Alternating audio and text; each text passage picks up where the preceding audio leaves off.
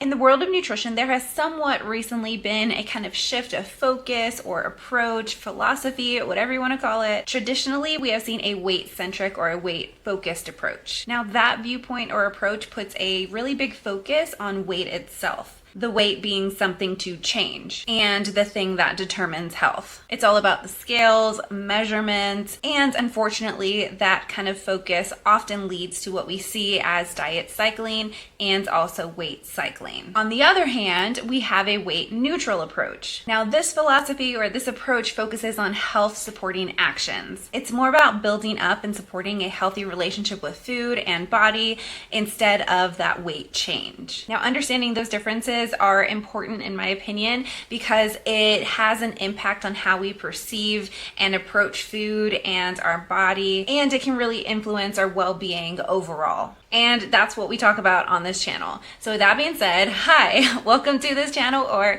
welcome back. My name is Kat. I'm a licensed registered dietitian nutritionist. And on this channel, we like to talk about weight neutral, weight inclusive focused approaches to health, as well as diving into scammy and in my opinion, unethical nutrition related businesses, products, mostly nutrition related MLMs and other fear mongering nutrition related claims. Today, we are kind of unpacking what weight neutral nutrition means, what that looks like in practice, and how it can transform how we approach food and our bodies. So if you have felt trapped in the dieting cycle or are just curious about an alternative approach compared to traditional weight-centric approaches, stay tuned and let's go.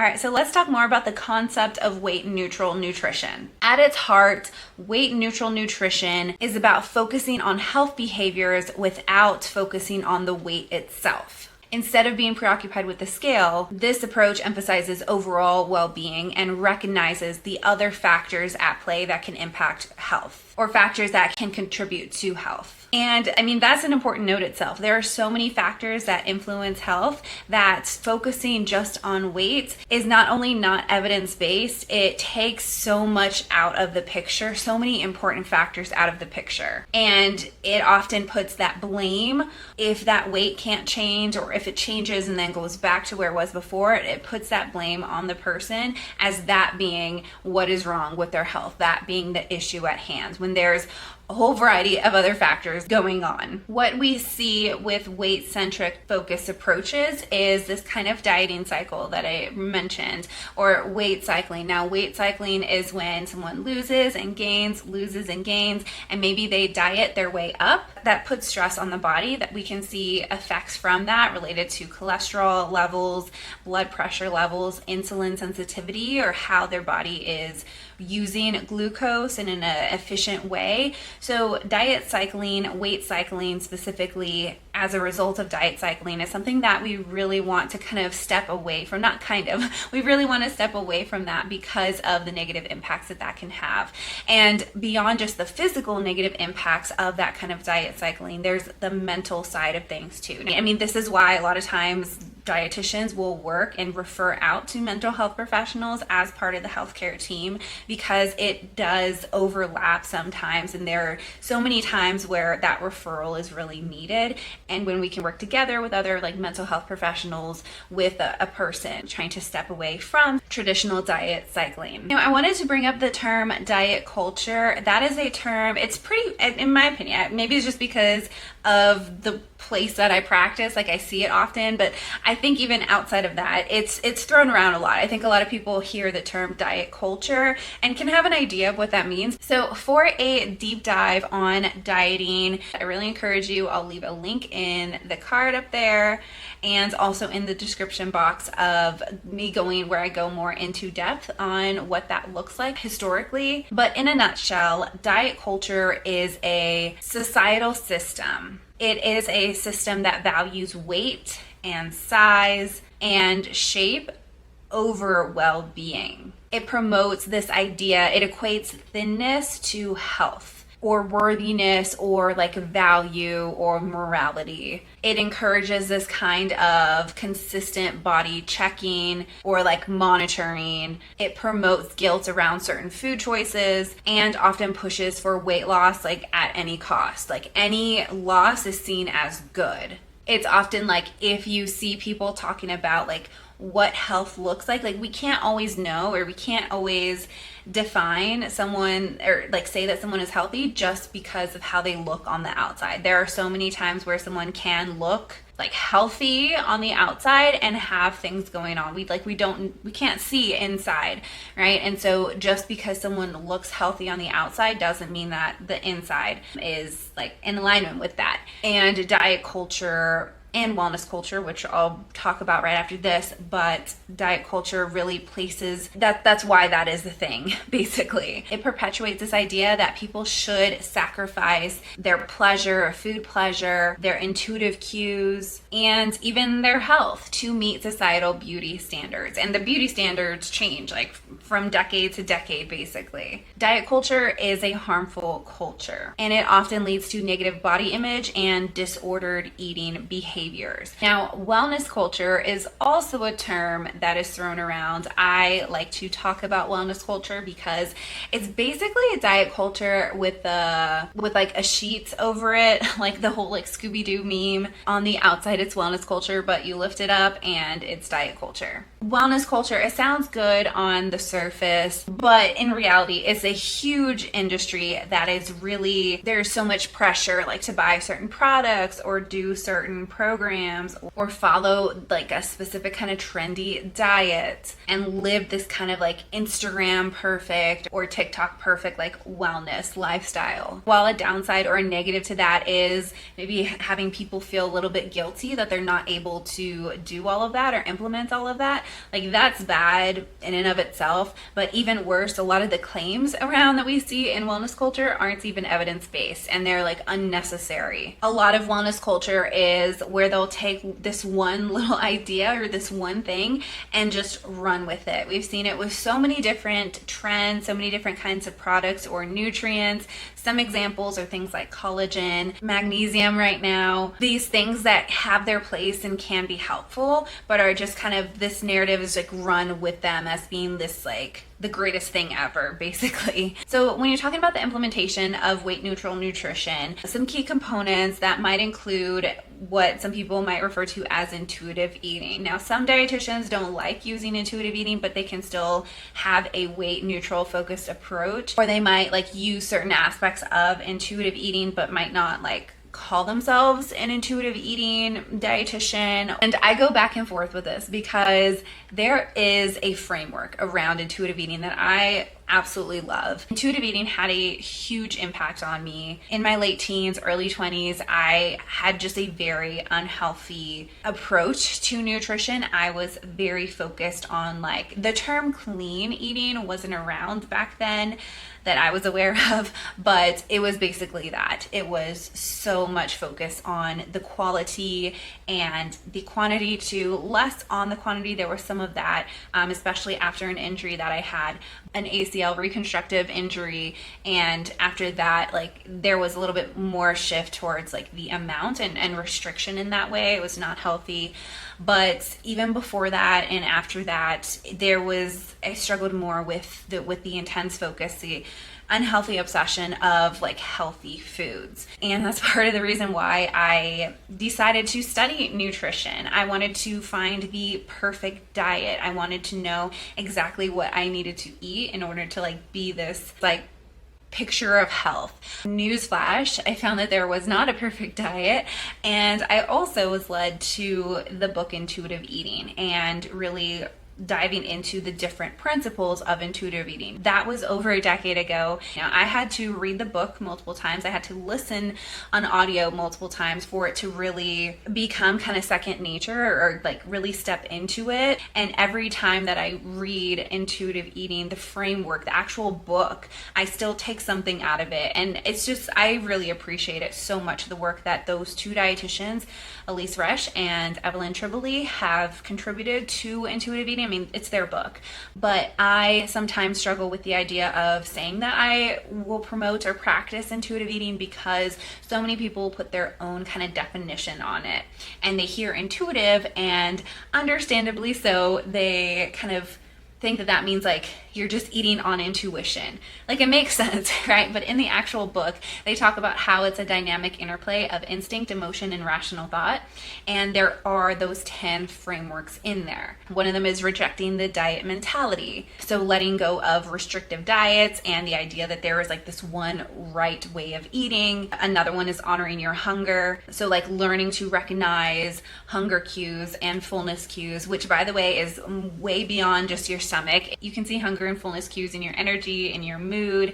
Those are most of the ones actually that, like, even for me, I don't often feel hunger and fullness so much in my stomach. Like, I'll feel it there, but I identified my hunger and fullness before all of that, before that happens, more so with my mood and my energy. Another principle is making peace with food. So letting go of this idea of good and bad foods and really being able to approach food with neutrality. And another principle being challenge the food police. So being able to overcome guilt and shame around foods that you're eating, especially foods that maybe aren't so nutrient dense, that are just like maybe eaten for joy. There's also the principle of respecting your fullness, which is basically paying attention to different signals that help you to recognize when you're satisfied and when enough is enough, and which is kind of related to the principle of like finding the satisfaction factor, which is finding how to have that joy and just like pleasure in eating, making that like part of the piece. There's another principle about honoring your feelings, like being able to feel your feelings without having to like rely on food for feeling your feelings. There's respecting your body as another principle. One of my favorite principles is around joyful movement. So finding activities that are going to promote that kind of intentional movement that are also not going to feel like a chore, not like exercising to burn calories. And then there's also the principle of honoring your health with gentle nutrition. So being able to choose foods that are nutrient dense, that are going to help you to feel good, you know, in the long run, a little bit better than maybe some other foods that might be more fun in the moment, but maybe won't make you feel as good, you know, blood sugar wise, energy level wise, and also recognizing that perfection isn't the goal. Now, I just sometimes, and I mean, this is more of a, I guess, like selfish reason why sometimes I won't say that I am like an intuitive eating dietitian, because it's so misunderstood. Like I was saying before about the definition of it and the lack of recognition of the framework, and that you can implement it with medical nutrition therapy needs. Like, there is a myth that if you have a food allergy or diabetes or any other kind of medical nutrition therapy needs with your nutrition, that you can't do intuitive eating, which is not the case. Sometimes you might need to learn how to build those skills and how to implement it with the help of someone like a dietitian. But I did go through some of the reasons why intuitive eating like doesn't work, basically debunking reasons why it's often not working. And if you have some concerns on the evidence-based outcomes of intuitive eating, I will also leave a link to so many resources, so many articles, journal articles, peer-reviewed articles on intuitive eating and the outcomes of it regarding lab values, overall important health outcomes. Like, there's a lot of evidence-based reasons why it would make sense to implement that. So check that out if you are someone who is concerned about the evidence-based practice of intuitive eating. Now, I wanted to also touch briefly on health at every size, because that often is one that is misunderstood. A lot of times people might think that it means healthy at every size, when it actually means health at every size. And there are also principles for that. Now, the principles might be updating within like this year or next year, but currently the principles are, I'm going to read this out from the website. It does include weight inclusivity, which is rejecting of the idea of like the perfect weight or the perfect body, and recognizes that bodies can come in various shapes and sizes. I can do the exact same physical activity as someone else and eat the exact same way, and we're gonna look different after. One of my friends at the gym, she's like so much taller than me. She's like 5'9", 5'10", and we just have different shaped bodies, right? So even though we do the same physical activity, we're doing the same classes, that has a different outcome on how I look and how she looks because of my like being so short. I'm 5'2". I'm not going to be able to have the same body as someone doing the same physical activity as somebody who is like 5'9". Like the proportions is just gonna look different. So that's one of the principles, is that weight inclusivity, but there's also health enhancement. So that is supporting health policies and practices that improve well-being across various areas, and that includes physical, psychological, social, and more. So it's supporting those health policies and practices that improve well-being. And so sometimes people have this idea that HAES means that you're like disregarding any like health, but it's like taking where that person is and just having things that can support them if they choose to participate in health related actions. If somebody doesn't want to participate in health related actions, like that's okay too. It also includes respectful care, which acknowledges some bias, and it just ensures that people, regardless of their size, receive like supportive, equitable care and support. Last two principles, I think those are the ones that are going to be shifted around a little bit,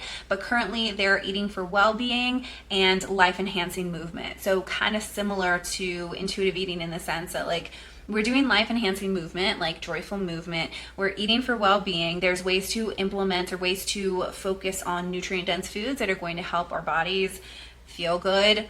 And you can do that in a non-dieting kind of way, non-like diet cycling kind of way. Health at Every Size really advocates for a more compassionate and inclusive approach to health. And it kind of challenges this idea that like thinness equals health. It emphasizes well-being on this like more holistic way and recognizes that a variety of factors influence that health, like socioeconomic conditions, access to care, and so much more. So what are some of the benefits of weight neutral nutrition? Well, I talked about the list of resources if you're curious about what intuitive eating looks like in practice, outcome-wise, like study-wise. If you want to read those, check that out. But overall, we can see like three main areas. So like psychological benefits, health benefits, and social benefits. So psychological benefits, you're taking away this constant pressure to meet weight goals.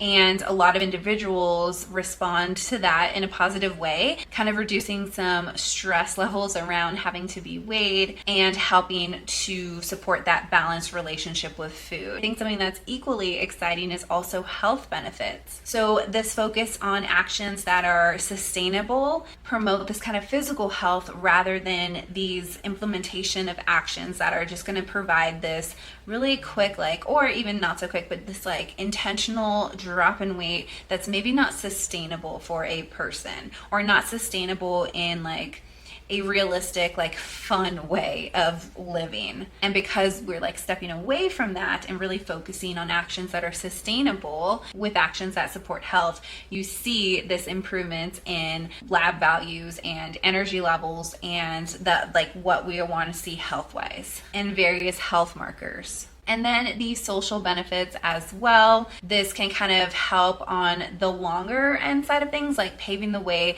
for this kind of more inclusive health care implementation wise, resource wise, and not having these kind of like societal stigmas around like what a body should look like or what you should be aiming for body wise, like weight wise. And that can help other people have access to those health promoting actions as well. And so there's like this kind of societal benefit that someone can get because of other people who are implementing these kind of weight neutral focused approaches to health as well. So just briefly talking about a few of the more common myths or questions, misunderstandings about weight neutral nutrition.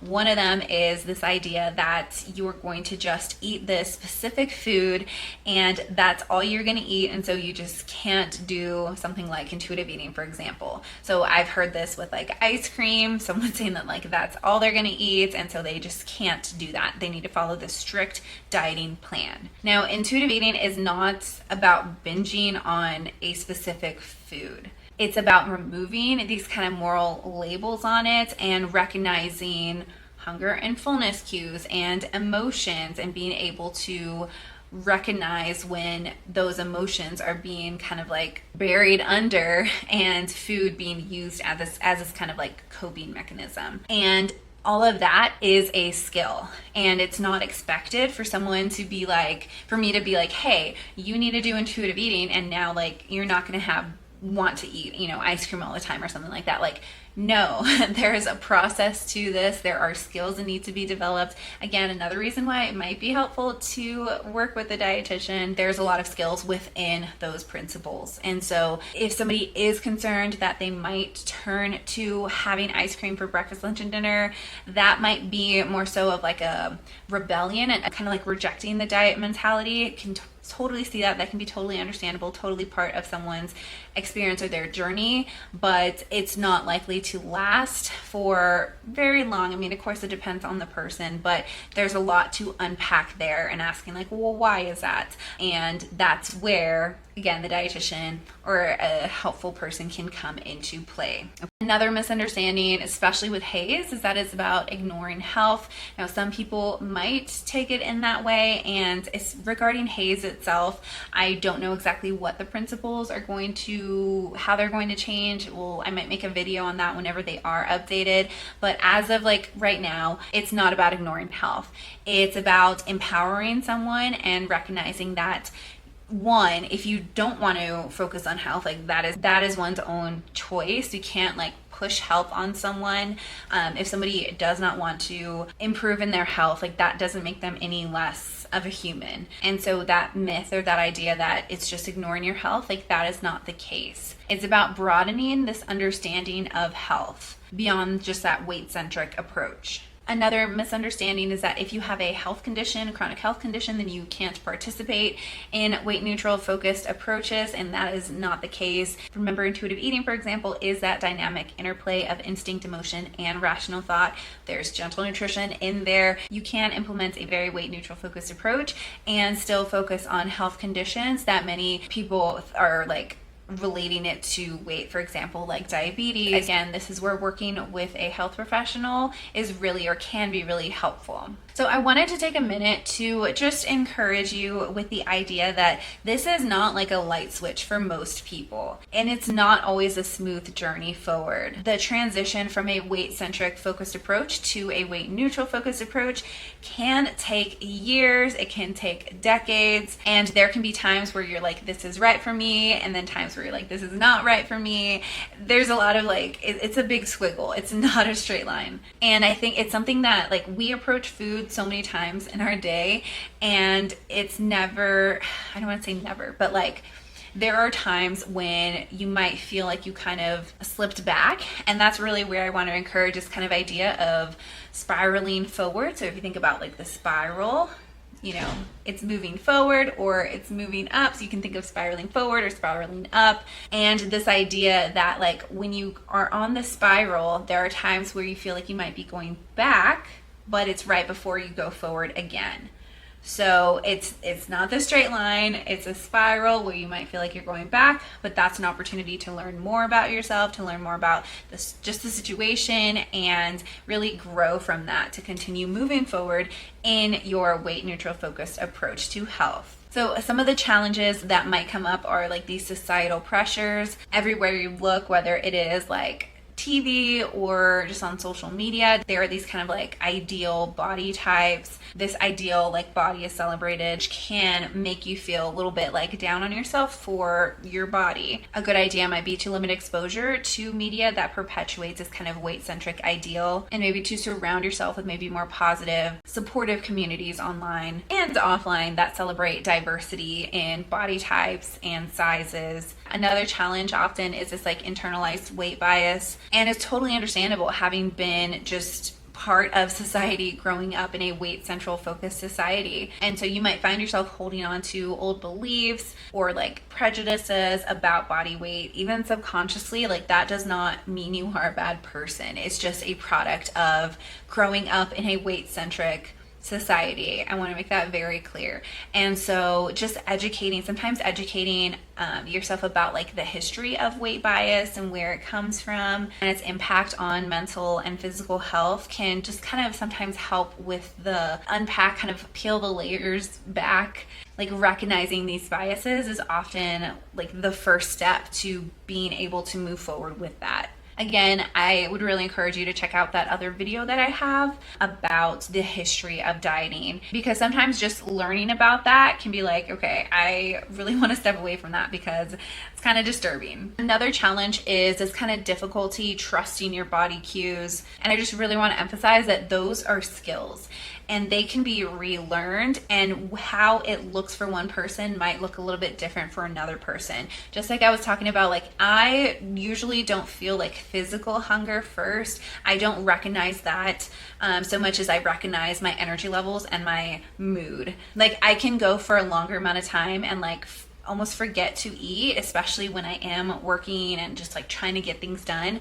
But with the skill and recognizing like my mood and my energy levels, that is where I can like identify like, hey, I need to step away, I need to eat. And there are some other challenges as well. And while they are very real challenges, there are a lot of approaches to those challenges that might be helpful for dealing with them. So with the awareness, with support, and with self-compassion, the transition to a weight neutral approach can be a transformative and liberating experience. So as you continue on your health journey, if you've made it this far, consider if this approach aligns with your personal values and with your goals. Remember that your journey is unique, and that even if you don't fit, if you're like still kind of 1 foot in the side of like weight neutral focused approach and weight centric focused approach, know that like there is like, I'm not going to attack you or anything. I think that sometimes on social media there can be this very,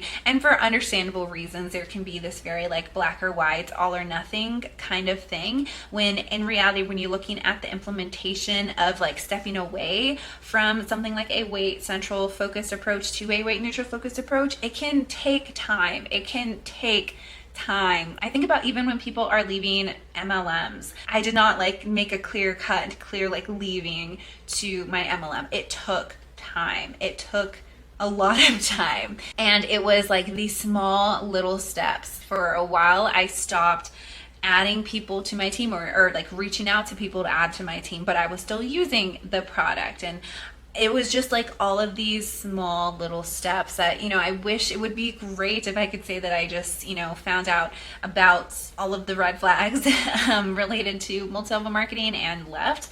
Like some people do that. That is great. That was not my experience. It was a lot of little steps.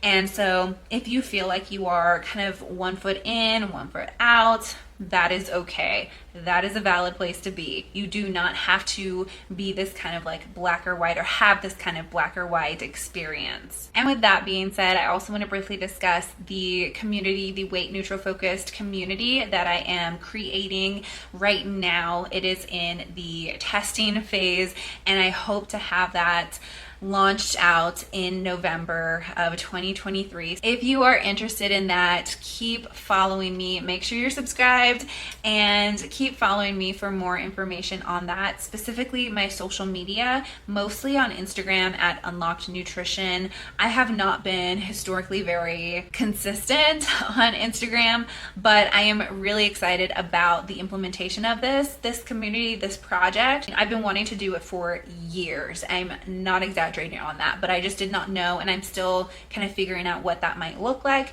But really it's about this weight neutral focused approach resource hub and community and Q&A group coaching kind of calls, like these like seminar, like lecture kind of call. I don't like calling it lecture because that sounds so boring, but like these monthly calls where I'll discuss a focused weight neutral action and an implementation of that. And so I'm in the process of creating that. So check out Unlock Nutrition on Instagram if you want to get more information on that. That will be launching really soon. All right, so feel free to share your thoughts, your opinions in the description box down below. Thank you so much for watching, and remember, you can strive for health without subscribing to diet culture. I'll see you later.